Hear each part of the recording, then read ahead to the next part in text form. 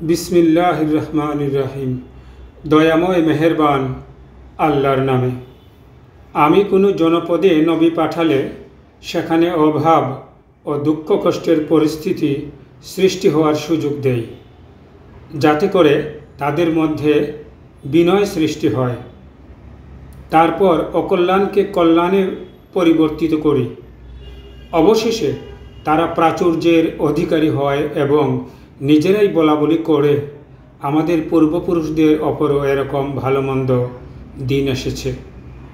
তারপর কিছু বুঝে ওঠার আগেই অকস্মাৎ তাদের নতুন বাস্তবতার মুখোমুখি দাঁড় করাই।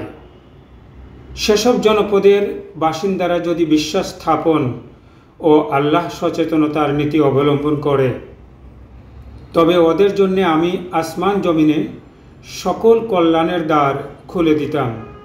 কিন্তু ওরা সত্য অস্বীকার করেছিল, তাই ওদের কাজের উপযুক্ত শাস্তি ওদেরকে দিয়েছি। কোনো জনপদের বাসিন্দারা কি নিজেদের এতটা নিরাপদ ভাবতে পারে যে রাতে যখন তারা ঘুমিয়ে থাকবে তখন আমার শাস্তি তাদের ওপর আপতিত হবে না? তারা কি নিশ্চিত হতে পারে যে দিনে যখন তারা আনন্দ ফুর্তিতে মেতে থাকবে তখন তাদের ওপর গজব আপতিত হবে না? তারা কি কখনো নিজেদের নিরাপদ মনে করবে আল্লাহর নিঘুর কর্মকৌশল থেকে? আসলে ধ্বংসই যাদের পরিণতি, তারা ছাড়া আর কেউই আল্লাহর নিঘুর কর্মকৌশল থেকে নিজেদের নিরাপদ মনে করে না।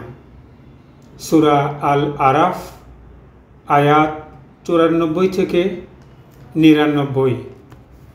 আল কোরআন বাংলা মর্মবাণী।